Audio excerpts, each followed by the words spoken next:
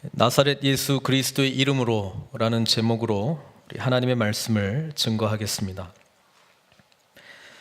사도행전을 통해서 올 한 해 동안에 주일마다 하나님의 말씀을 묵상하고 또 전하고 있습니다. 바라기는 초대교회 공동체 가운데 일어났던 이 하나님 나라를 향한 움직임이 우리 늘푸른 선교 교회를 통해서도 말씀을 보면서 우리가 교회다움을 회복해 나가기를 소망하는 마음으로 계속 말씀을 전하고 있습니다. 1, 2장까지의 내용을 저희들이 계속 기억하고 있다면 하나님께서는 예수님께 약속하셨던 성령님을 승천하신 이후에 하나님 우편에 앉아 계신 이후에 드디어 교회 공동체에 보내주셨습니다. 그래서 이 왕의 통치는 성령님의 오심과 함께 시작이 되었다라고 우리가 그렇게 이해하면 됩니다. 그리고 그 하나님의 통치의 도구로서 교회가 사용되고 있는 것을 사도행전을 통해서 계속적으로 우리는 보게 됩니다. 오순절날 성령님께서 강력하게 임한 후에 제일 먼저 그들은 그때 당시 디아스포라 유대인들, 전 세계 흩어진 유대인들이 예루살렘에 모여서 예배를 드리려고 할 때에 이게 무슨 일인가 그들을 바라볼 때에 베드로가 한 오순절 그 설교 말씀을 통해서 이 사건이 어떤 의미인가를 잘 설명해주고 있죠. 이제 말세가 시작된 거예요. 요엘 선지자의 그 말세 때 그 종이든 노인이든 여자든 남자든에게 하나님의 영을 부어주시겠다라고 했는데 지금 그게 이루어지고 있다라고 하는 것이죠. 그래서 구약 성경에서 이해했던 일시적이고 단편적인 말세가 우리는 예수 그리스도의 오심으로 말세가 시작이 되고 성령님의 오심과 함께 그 말세가 시작이 되고 요엘서의 예언대로요. 그리고 예수님의 재림과 함께 그 말세가 이제 완성이 되는 거예요. 근데 우리가 예수님의 오심과 지금까지 2000년이 기간이 지났기 때문에 2000년 동안 그 말세 기간이다 이렇게 이해를 하시면 되는 거예요. 왜냐하면 마지막 때에 하나님께서는 그의 영을 부어주시겠다라고 했는데 그 사건이 오순절날 이 사도들 또 함께 기도했던 공동체에게 임했던 사건이기 때문에 그렇습니다. 그리고 그날이 이제 보복 심판의 날이 되는 것은 예수님의 다시 오심과 함께 이루어진다라고 하는 것이죠. 그래서 말세가 좀 이렇게 입체적으로 바뀌었습니다. 그래서 우리는 하나님 나라를 이해할 때 이미 오신 주님 그리고 시작된 하나님 나라 그리고 앞으로 도래할 하나님의 나라 그 사이에 우리는 어떤 모습으로 살아가야 되는가에 대한 정체성을 깨달으면서 신앙생활을 해야 되는 것이 하나님 나라 복음을 제대로 이해하고 있다라고 하는 것입니다. 자, 그래서 그 초대교회 공동체에게 나타났던 이 교회의 정체성이 있어요. 여러분, 성령님께서 오시면 사도행전에 의하면 예루살렘과 유대와 사마리아 땅끝까지 이르러내 증인이 되는 것이거든요. 그래서 확장성을 처음부터 이야기했습니다. 성령 받았는데 내가 하나님 나라의 확장성과 상관없는 삶을 사는 것은 우리 그리스도의 통치를 온전히 이해를 못하고 있는 거예요. 단편적으로 복음을 이해하는 거예요. 나 혼자 예수님 잘 믿고 천당 가는 곳. 그게 우리가 보편적으로 가지고 있었던 편협적인 왜곡된 복음이라면 우리는 어떻게 이해를 해야 되냐면 이제 예수 그리스도의 통치 아래에서 나를 구원해 주신 그분의 은혜에 감격하면서 예배를 드릴 뿐 아니라 나에게 오신 성령님의 인도하심 따라 주님의 나라를 확장하는 보냄받은 자의 사명을 감당해야 된다는 거예요.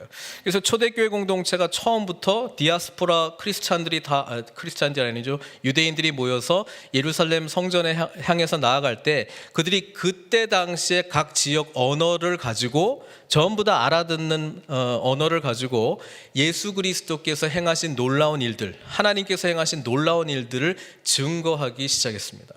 그래서 교회는 태생부터가 선교적이었다는 거예요. 태생부터가 온 열방을 향해서 방향성이 이미 세팅되어 있었다라고 하는 거예요. 그거를 잊지 말아야 되는 거예요. 여러분, 우리의 교회는 이래야 된다라고 하는 것은 대부분 자라왔던 교회론을 우리가 이해하는 경우가 많이 있습니다. 늘 사도행전으로 돌아가야 되는 이유는 여기가 하나님께서 원래 설계했던 교회의 모습이 다 담겨져 있습니다. 이것이 우리 현실과 괴리가 있다라 그러면은 우리는 이 괴리를 좁혀 나가는 것이 우리가 해야 될 일이고요.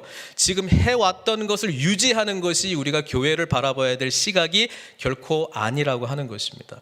그러니까 교회는 처음부터 확장적인 그런 말씀이 있었고, 그 다음에 처음부터 성령님이 임했을 때 열방을 향한 것이 열려 있었다라고 하는 것입니다.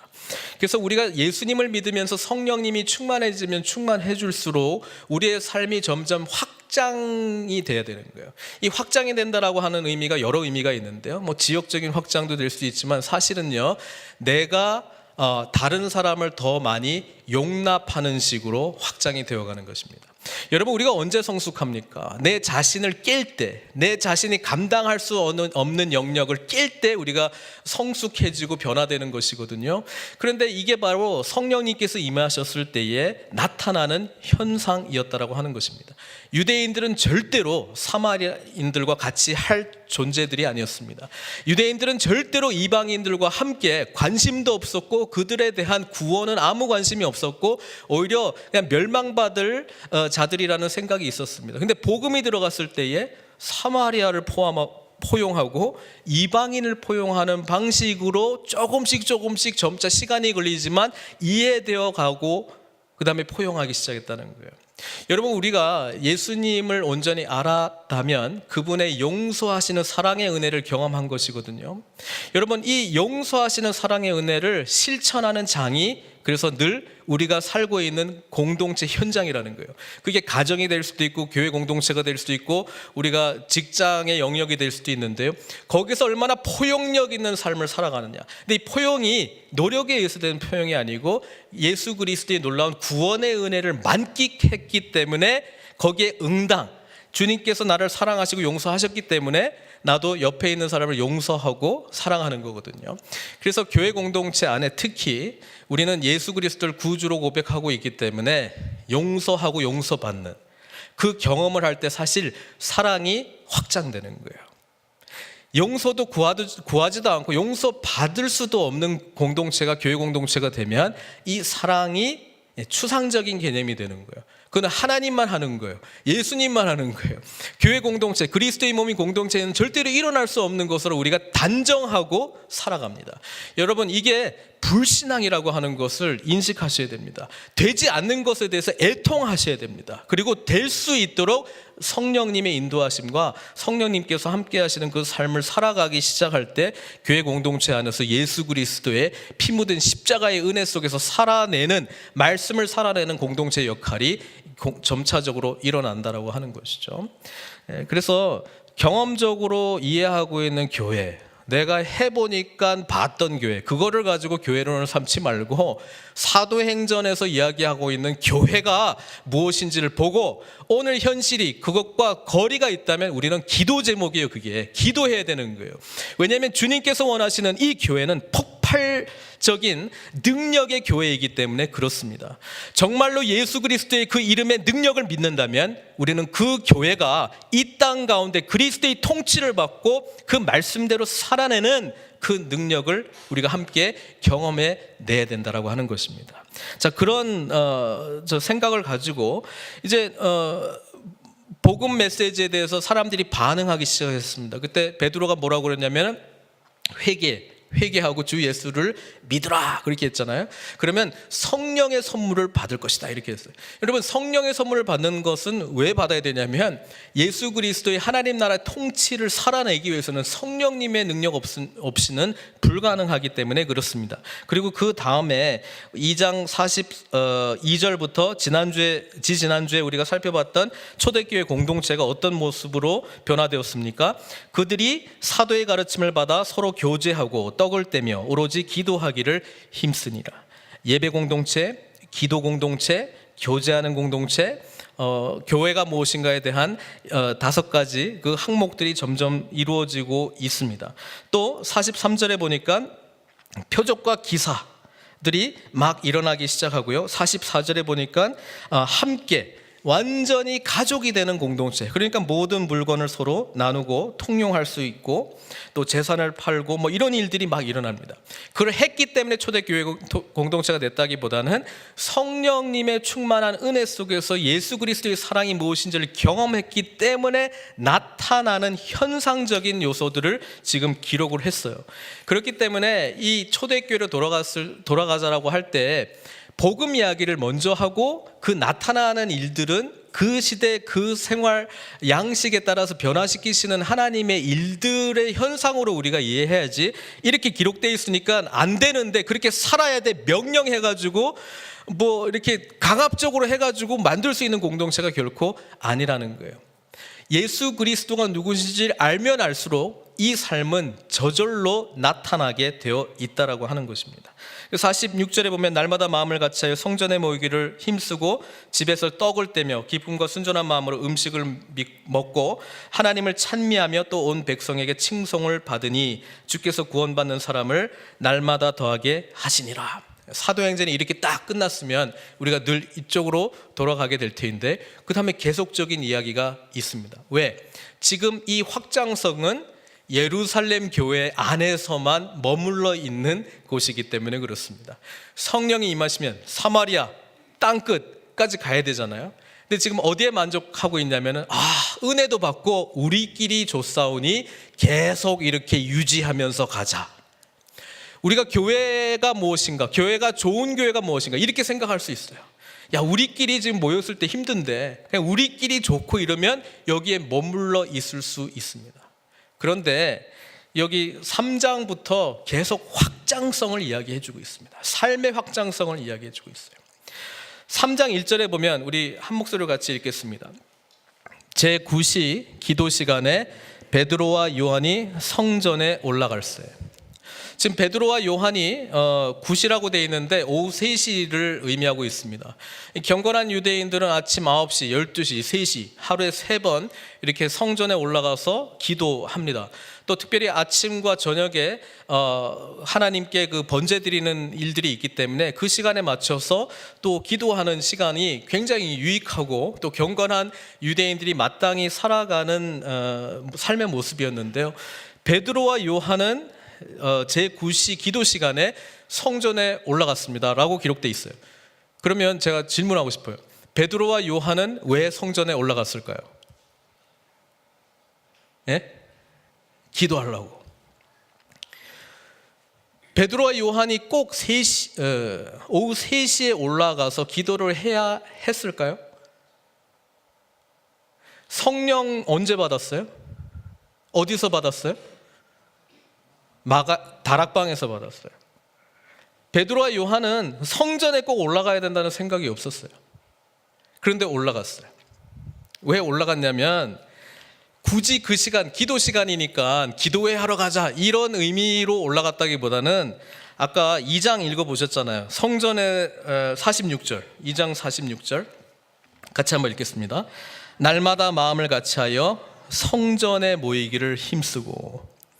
지금 베드로가 설교 한 번 하니까 몇 명이 믿었어요? 3,000명. 여러분, 이 3,000명이 마가의 다락방에 못 들어가는 거예요. 그럼 어디서 모여야 되는 거예요? 성전이 좋아요. 성전이요. 베드로와 요한은요, 날마다 성전에서 모이기를 힘썼어요. 이 초대교회 공동체가요. 왜냐하면 모일 장소가 없었어요, 그때는요. 그러니까 여기서 모여서 뭐 했겠어요? 기도회를 했다기보다는요, 지금 사도들의 가르침을 받아 서로 교제하고, 그렇죠? 떡을 먹는 거는 안 되기 때문에 기도하기를 힘썼다라고 하는 것이 더 맞는 것 같아요. 그러니까 베드로하고 사도 요한은요, 우리 기도 시간이니까 이전에 했던 대로 기도하러 가자 이런 개념보다는 거기에 지금 이게 무슨 일인가 설명을 들어야 될, 양육받아야 될 지체들이 거기 모여 있고요. 또 잘 모일 수 있고요. 그러니까 거기서 교제하고 가르치고 기도하기를 힘쓰는데 이 기도는 어떤 기도예요? 주님이 가르쳐 주신 기도를 가르쳐 준 거예요. 주님이 가르쳐 주신 기도는 주기도문을 외워라 이게 아니고요, 하나님의 뜻대로 구하는, 그리스도의 통치를 받는 기도를 하는 것을 가르쳐 줬고 그 기도를 했다는 거예요. 여러분, 그리스도께서 통치하시는 이 기도를 하는 것은요, 하나님의 뜻대로 우리가 어떤 삶을 살아가야 될까 늘 묻는 기도예요. 자, 그거 하러 올라가는데 가는 길에 누구를 만났어요? 이름은 몰라요. 계속 나면서 못 걷게 된 이, 원래는 예전에는 안진뱅이라고 그랬잖아요. 근데 안진뱅이가 장애인들에 대해서 약간 좀 안 좋게 표현하는 게 있기 때문에 이제 바꿨습니다. 나면서 못 걷게 된 이. 우린 그냥 장애인이라고 합시다. 장애인을 만났어요. 근데 이 장애인에 대한 설명이 2절에 나와 있는데요, 사람들이 메고 왔어요. 이 사람들이 메고 온 게 그 구걸했던 거를 이렇게 착취하기 위한 그런 무리들인지, 아니면 가족들이 이 사람을 여기에 옮겨놔서 하루 먹고 살 그런 생활비를 벌 수 있도록 구제비를 타서 이제 생활할 수 있도록 했는지는 성경은 뭐 더 이상 구체적으로 설명하지 않는데, 어쨌든 옮겨주는 사람도 있어요. 그러니까 완전히 외톨이는 아니에요. 이는 성전에 들어가는 사람들에게 구걸하기 위하여 날마다 미문이라는 성전 문에 두는 자라. 자, 이 장애인은 성전 가까이 미문이라고 하는 것은 아름다운 문이라는 그 한자어를 쓴 건데요, 성전에 들어가는 문이 한 9개, 10개 정도 있었다고 합니다. 여기는 학자들은 니카노르 문이라고 하는 한 65피트 정도 되는 거대한 문이에요. 그리고 노스로 이렇게 만들어져 있고 고린도 형식의 그런 헬라 양식으로 된 굉장히 화려한 문입니다. 자, 이 문 앞에 이 거지가 있어요. 거지. 그것도 장애인 거지죠. 그리고 구걸을 하고 있습니다. 여러분, 이게 굉장히 그 사람 자체를 지칭하기도 하지만 어찌 보면 우리의 모습을 지칭하고 있는지도 몰라요. 잘 보세요. 성전하고 가까워요, 멀어요? 가까워요. 근데 태어나면서부터 장애인이었던 이 사람은 깨끗하다, 부정하다라고 분류할 때 부정한 사람이거든요. 구약의 율법에 비하면 하나님으로부터 버림받은, 저주받은 사람이기 때문에 성전 안에 들어갔을까요? 못 들어갔을까요? 절대로 못 들어가요. 그러니까 제일 가까이 가는 게 미문이에요. 문 앞에 있어요. 한 번도 들어간 적은 없어요. 자, 이 사람의 입장에서 성전이라고 하는 개념은 뭘까요? 하나님을 만나는 곳이 아니고요, 뭐 하는 곳이에요? 돈 받는 곳이에요. 돈 받는 거. 구걸하는 곳이에요. 성전인데 가는데 목적이 뭐예요? 돈 받는 거예요. 생활비를 버는 거예요. 살 수 있는 방법을 구하는 거예요. 여러분, 예배를 드리러 왔는데 우리가 진짜 뭘 위해서 왔는지 늘 생각해 보셔야 돼요. 어떤 사람은 구걸을 안 해도 나 저 장애인한테 돈 주러 가, 이런 사람도 있어요. 가까이는 가요. 미문을 통과할지도 몰라요. 여러 가지 일들을 많이 해요. 그런데 교회 가는 목적이요, 하나님의 임재를 경험하는 것이 아닙니다. 하나님의 뜻을 깨닫는 것이 아닙니다. 주님과 깊은 교제를 하는 것이 아닙니다. 잘 생각해 보셔야 돼요. 그게 바로 영적인 안진뱅이라는 거예요. 왜? 여러분, 성경에서 신앙이 좋은 사람들을 어떻게 표현했냐면은 그는 하나님과 동행하는 자라. 여러분, 하나님과 동행을 못하면요, 영적인 안진뱅이에요. 왜? 못 걷는 거예요. 못 걷는 이유가 있어요. 하나님의 뜻을 일단 모르고요, 그 다음에 하나님이 나를 향해서 원하시는 것을 구하지 않고 내가 생각하기에 나한테 필요한 것만 구하는 거예요. 성전 근처에서요. 여러분, 이렇게 살아간다면 우리는 평생 동안 미문 앞에 있는 이 못 걷는 이하고 별반 차이가 없다는 거예요. 사람들이 우리를 데려다도 줘요. 예? 뭐 우버를 통해서 왔든 뭐로 왔든 해도 데려다도 줘요. 그러나 하나님을 만나지는 못해요. 그리고 자기가 구하는 것을 구해요. 베드로와 요한이 성전에 날마다 모이기를 힘썼기 때문에 늘 이 미문을 통해서 지나갔을 것이다. 저는 그렇게 보고 있습니다. 근데 유독 왜 이 안진뱅이를 보지를 못했을까? 그동안에는요. 전 목사입니다. 또 우리 안에 이 교회를 섬기는 귀한 직분을 가지신 분들도 계십니다. 제가 주일날 무슨 생각을 많이 할까요? 설교 생각에 사로잡혀 있습니다. 9시가 가까이 오면 주여, 11시가 가까워도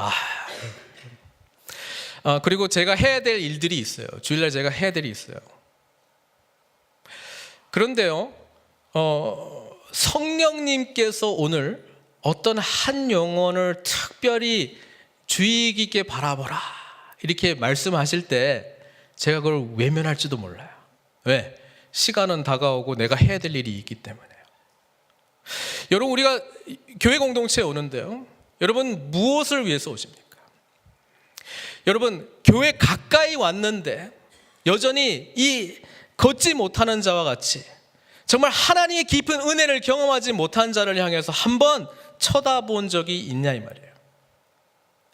성령께서 인도하시는 기도를 할 때 우리는 이 마음이 열릴 수가 있어요. 사람들의 필요를 우리는 찾으려고 노력할 수 있어요. 그런데 나의 필요만을 생각하면서 교회 가까이 온 자는 절대로 다른 사람이 보이지 않습니다. 나의 이 연약함을 채워줄 사람만 지금 이 안진뱅이와 같이 두리번 할지 모르겠습니다.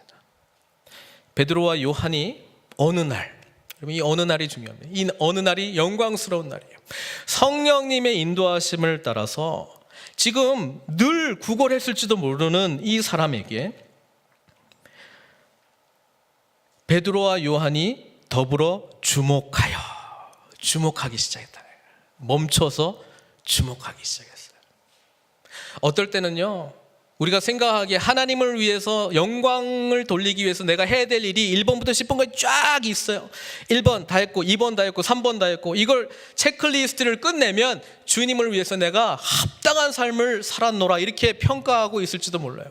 성전에 들어가서 많이 모여있는 무리들에게 예수님께서 자기들에게 가르치신 것을 열심히 가르치는 사도들, 그들과 함께 1대1로 만나든 그룹으로 만나든 계속 주님께서 어떤 일을 하셨는지 궁금한 사람들에게 알려주는 이 사역, 또 기도해주고 안수해주고 축복해주고 하는 이 모든 사역 얼마나 귀했겠습니까? 그런데 성령께서 인도하시는 거는요, 이 미문 앞에 앉아있는 이 구걸하는 안진뱅이에게 인도하셨다는 거예요. 오늘은요, 모세가 40년 동안 광야에 있었습니다. 그래서 불붙는 떨기나무 가운데서 말씀하시는 하나님을 만나요. 제가 이 본문을 가지고 한번 설교를 할 때 생각을 한번 해봤습니다. 하나님이 꼭 40년을 기다렸을까? 아니면은 모세가 그것을 주목하는데 40년이 걸렸을까? 이 안진뱅이는요, 모든 사람들이 알아볼 만큼 구걸하던 그 사람 아니야? 라고 나중에 막 걷고 뛰고 할 때 사람들이 다 알아봤거든요. 베드로와 요한이 늘 성전에 들락날락 할 때 몰랐을까요? 알았을 거예요. 그런데 성령께서 인도하심을 받고 순종할 때에 이것이 놀라운 하나님의 사건으로 변화되었고, 그들은, 베드로와 요한은 어떻게 보면 성령 안에서의 첫 번째 기적을 행사할 수 있는 경험을 하게 되는 거예요.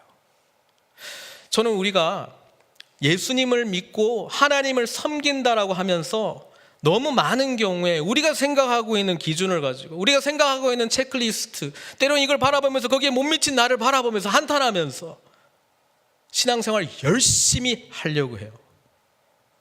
신앙생활은 주님의 뜻을 분별하는 것이고요, 그분의 뜻에 순종하는 것이고요, 이미 우리 안에 내주하신 성령께서 우리의 삶을 인도하시도록 그 자리를 내어드리는 게 신앙생활을 하는 것이라는 것을 잊지 마셔야 돼요. 베드로와 요한이 드디어 성령께서 계속 말씀하셨는지는 모르겠는데 이날 인도하심을 받고 이 구걸하는 이 거지, 장애인 거지를 주목하면서 말합니다. 뭐라고 이야기합니까? 4절에요. 우리를 보라, 우리를 보라. 저도 가끔 차 몰고 가다가 이렇게 옆에 홈레스들이 신호등 앞에서 이렇게 편말 들고 있는 걸 볼 때가 있습니다. 때로는 성령님의 인도하심 따라 지갑을 열고 이렇게 드릴 때도 있고, 때로는 지갑을 여니까 캐시가 없네 변명이 생겨서 지나칠 때도 있고, 때로는 앞만 고정하면서 갈 때도 있습니다. 베드로와 요한은 성령님의 인도하심을 받고요, 우리를 보라 이렇게 이야기합니다. 우리를 보라.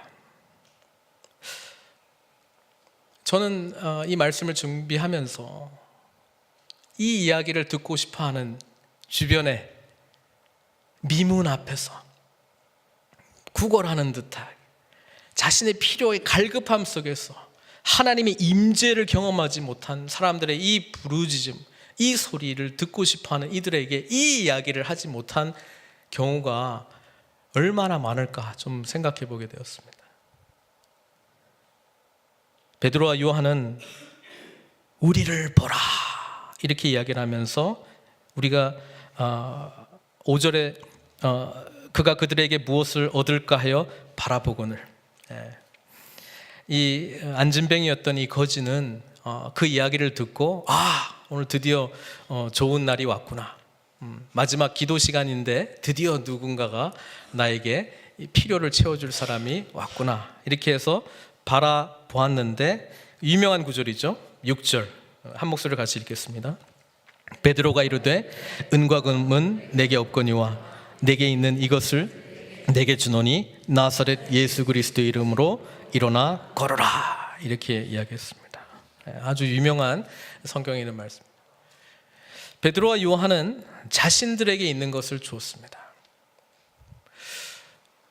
저는 목회를 하면서 우리 성도들의 많은 기도 제목을 통해서 필요를 듣게 되잖아요.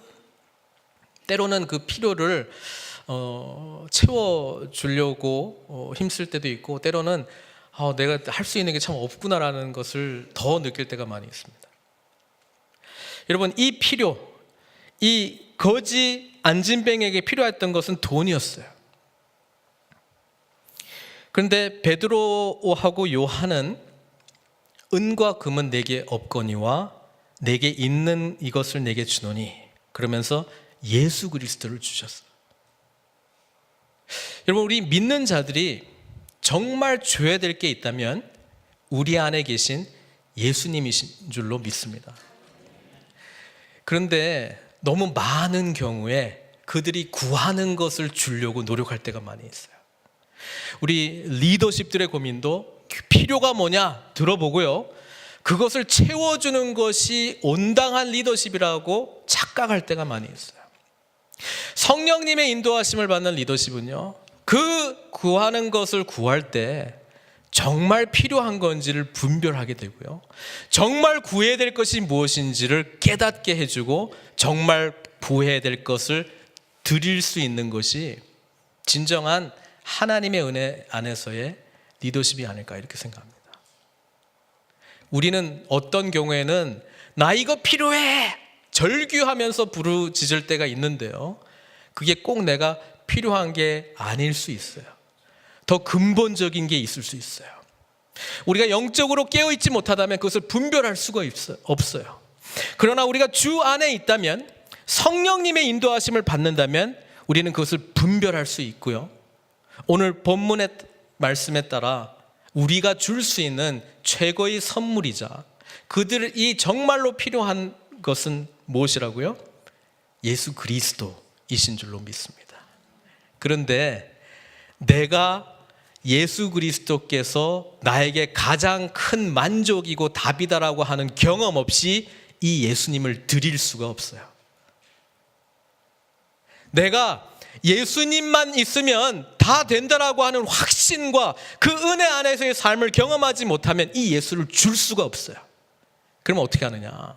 그 필요를 맞추기 위해 노력하게 돼 있다라고 하는 것입니다. 여러분, 그렇기 때문에 우리 믿는 자들이 가장 귀한 예수님을 드릴 수 있도록 먼저 예수님이 우리에게 전부가 되어야 될 줄 믿습니다. 어떤 사람은 복음을 전하면서도 기계적으로 훈련받아가지고 본인이 전하면서도 이걸 내가 이렇게 전하고 있는데 믿을까? 본인 안에 확신이 없으면 받는 사람도 바로 깨달아요. 자기도 못 믿는 걸 자기가 전하는구나. 그렇게 전한 예수 그리스도의 이름, 아무 능력이 없습니다. 베드로와 요한은 예수 그리스도의 이름의 권세와 능력을 알고 있었습니다. 왜 베드로와 요한이 이 첫 번째 기적으로 이 안진뱅이가 치유받아야 했는가? 우리는 성경 말씀을 통해서 이것은 단순히 구걸하던 거지가 못 걷게 된 이가 치유받는 단순한 사건이 아니라 바로 이 사건은 예수 그리스도의 통치가 시작되었고 성령님의 오심으로 말미암아 이 초대교회 공동체 가운데 하나님의 나라의 능력이 나타나고 있다라고 하는 놀라운 표징인 것입니다. 여러분, 우리 주님께서 제자들과 함께 마가의 다락방에 모여서 대화를 나누는 중에 이런 말씀을 하셨어요. 요한복음 14장 12절에서 13절 말씀입니다. 내가 진실로 진실로 너에게 이르노니 나를 믿는 자는 내가 하는 일을 그도 할 것이요. 이 자체로도 놀라운 일입니다. 예수님이 하신 일이 뭐예요? 가르치고 전도하셨고 치유하셨거든요. 너희도 똑같이 할 거고 또한 그보다 큰 일도 하리니 이는 내가 아버지께로 감이라. 아버지께로 가야 누가 오시기 때문에요? 성령님이 오시고, 아버지께로 가면 예수님은 어디에 앉으신다고요? 하나님 우편에. 하나님 우편에 앉아 계신 예수님은 이제 하늘과 땅과 그 아래에 있는 모든 권세를 가지고 계신 분이세요. 그리고 성령님을 보내셔서 우리가 예수 권세로 살아갈 수 있는 능력을 주시겠다라고 하는 게 지금 이 약속이거든요. 너희가 내 이름으로 무엇을 구하든지 내가 행하리니 이는 아버지로 하여금 아들로 말미암아 영광을 받으시게 하려 함이라. 자, 그때 모여서 이 가르침을 받았던 제자들은 무슨 말인지 이해했을까요? 못했을까요? 전혀 이해를 못했습니다. 무슨 말인지 말은 좀 좋은 말인 것 같은데 무슨 말인지 도무지 이해가 안 됩니다. 부활하신 주님 만나고 40일 동안 하나님 나라에 대한 이야기를 듣고요, 승천하신 주님을 보고 성령님이 임하시니까 이제 안 거예요. 그리고 그 첫 번째 하나님 나라가 나타났다라고 하는 사건이 오늘 바로 이 사건을 통해서 우리에게 주어졌다라고 하는 것입니다. 여러분, 예수님은 부활하시고 승천하셔서 하나님 우편에 앉아 계십니다. 아멘? 아멘이죠. 그런데 더 놀라운 사실은요, 우리도 부활하고 승천하신 주님과 함께 앉아 있다는 것을 알고 계십니까? 제 말이 아니고 성경에 그렇게 돼 있어요. 에베소서 2장 6절입니다. 또 혼자 일으킴을 받는 게 아니고요, 뭐라고요? 함께 일으키사 그리스도 예수 안에서 함께 하늘에 앉히시니. 예수님 믿은 자들이 어떻게 되었는가를 지금 설명해 주고 있어요. 우리는 그리스도와 함께 죽고요, 그리스도와 함께 부활합니다. 그리스도와 함께 승천하고요, 그리스도와 함께 통치합니다. 그 통치의 현장을 목격하는 게 오늘 성령님의 충만함을 누릴 때 그게 가능하다는 거예요. 디모데후서 2장 12절에는 이렇게 표현하고 있어요. 참으면 또한 함께 왕 노릇할 것이요. 세상의 여러 가지 시험, 환난에 대해서 인내하고 십자가를 지고 가는 삶을 살 때 우리는 함께 왕 노릇할 것이다, 이렇게 지금 성경은 이야기해 주고 있어요. 여러분, 구원받으면 천국 간다, 이 생각에만 머물러 있으면요, 함께 왕 노릇하는 개념이 우리에게 없습니다.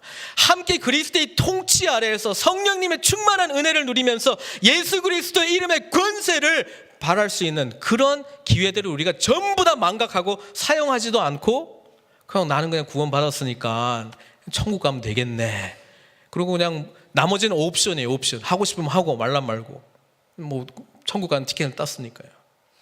예수님은 그런 가르치심을 하신 적이 없습니다. 우리는 함께 왕노릇하는 삶을 살 수 있는데요, 그게 오늘 3장에서 보여주고 있는 내용이에요. 근데 이렇게 하려니 그 예수님이 믿어져야 돼요. 그 예수님을 안 믿으면 이 능력과 권세를 우리가 경험할 수가 없습니다. 왜 처음 치유받아야 될 상을 이 못 걷는 사람, 안진뱅이로 선택했는가? 이것은 우리 주님의 말씀에서 우리가 생각할 수 있는데요. 세례 요한이 감옥에 갇혀 있을 때 예수님이 하는 일을 보니까 이제 너무 궁금한 거예요. 혼란스러운 거예요. 오실 그 이가 당신이니까, 당신 메시아 맞아? 그래가지고 제자 둘을 보냈잖아요. 그때 우리 주님께서 뭐라고 말씀하셨냐면 마태복음 11장 5절 말씀이에요. 우리 같이 읽겠습니다. 맹인이 보며 못 걷는 사람이 걸으며 나병 환자가 깨끗함을 받으며 못 듣는 자가 들으며 죽은 자가 살아나며 가난한 자에게 복음이 전파된다 하라. 여기서 못 걷는 사람이 걸으며, 그렇죠? 여러 가지 불가능할 일들이 자꾸 일어날 건데요. 예수님이 실제로 이 일들을 하셨고요. 또 주님께서 이 말씀을 하신 것은 이사야 선지자의 말씀을 인용한 거거든요. 이사야 선지자 이사야 35장에 마지막 메시아의 시대가 도래하게 될 때에 나타나게 될 일들에 대해서 설명을 쫙 했는데 예수님이 마태복음 11장 5절에 요약을 했다 이 말이에요. 제가 이사야 35장에 나오는 원문을 읽어드릴게요. 너희는 약한 손을 강하게 하며 떨리는 무릎을 굳게 하며 겁내는 자들에게 이르기를 굳세어라 두려워하지 말라. 보라 너희 하나님이 오사 보복하시며 갚아주실 것이라. 하나님이 오사 너희를 구하시리라 하라. 그때 맹인의 눈이 밝을 것이며 못 듣는 사람의 귀가 열릴 것이며 그때 저는 자는 사슴같이 뛸 것이며 말 못하는 자의 혀는 노래하리니. 이렇게 쭉 지금 이야기를 하고 있어요. 지금 베드로와 요한이 그냥 안진뱅이 치유하는 걸로 그냥 끝나는 게 아니고 그냥 그들이 했는가 보다 이 정도 수준이 아니고요. 지금 예수 그리스도 메시아이신 예수 그리스도께서 하신 일을 이제 누가 한다고요? 베드로와 요한이 한다는 거예요. 주님께서 말씀하신 대로 내가 한 것을 너희도 그대로 할 것이고 내가 한 것보다 더 큰 일을 너희들이 하리라. 언제? 말세 메시아가 오시는 그 시대, 성령께서 오시는 그 시대에 지금 하고 있는 거예요. 그래서 나사렛 예수 그리스도의 이름으로 명하노니 일어나 걸어라 이 이야기를 할 때에 오른손을 잡아 일으키잖아요. 약한 손을 강하게 하며 떨리는 무릎을 굳게 하며 그 사건이 지금 일어나고 있는 거잖아요. 발과 발목이 곧 힘을 얻고 뛰어 서서 걸으며 그들과 함께 성전으로 들어가면서 메시아의 시대는요 이렇게 하나님께 가까이 나아가야 되는데 마땅히 주님을 만나지 못하고 구걸하고 정말 필요한 예수님을 찾지 못한 자들에게 우리는 예수 그리스도를 전해주고 그들과 함께 손을 잡고 미문을 통과해서 성전 안으로 들어가야 되는 것이 우리가 마땅히 살아가야 될 하나님 나라 백성의 삶이라고 하는 것을 성경이 오늘 이야기해주고 있는 거예요.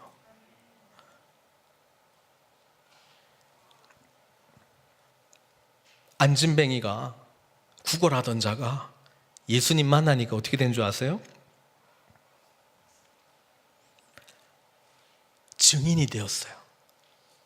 성전에 처음 들어가기도 했지만 뛰고 기뻐하고 찬송하면서 지금 예수 그리스도의 사역이 계속 지금 이 초대교회를 통해서 이루어지고 있습니다 라고 하는 놀라운 선포를 하게 되었다라고 하는 것입니다. 저는 오늘 본문을 보면서 베드로와 요한의 입장이 우리에게도 있고요, 또 미문 앞에 앉아있는 이 구걸하는 안진뱅이의 모습도 우리들에게 동시에 있습니다. 하나님은 예수 그리스도를 통해서 먼저 베드로와 요한을 살리셨고 십자가의 죽으심과 부활의 은혜를 통해서 성령님의 놀라운 능력과 하나님의 통치를 맛보게 해주셔서 그들이 이제는 그들이 예수 믿기 이전의 자신을 발견할 수 있는 이 안진뱅이를 똑같이 주님께서 하셨듯 잡고 일으키고 함께 아름다운 문을 건너 이제 주님의 놀라운 임재 가운데 나아가는 그 모습을 우리들에게 보여주고 있습니다. 사랑하는 성도 여러분, 우리는 누구입니까? 주님께 가까이는 가는데 마땅히 구해야 될 것을 구하지 아니하고 구걸하는 것으로, 그것이 마치 우리의 삶을 채워줄 것이라고 하는 환상 속에 살아가고 있습니까? 아니면 혹 우리는 그 은혜는 알고 있는데 내 안에만 머물러 있는 은혜로 만족하고 있습니까? 성령님께서 세밀하게 인도해 주심에도 불구하고 나와 같은 은혜를 받아야 될 사람들을 향해서 우리가 주목하고 우리를 보라, 이렇게 우리를 인도하시는 주님의 음성을 혹 못 듣고 있습니까?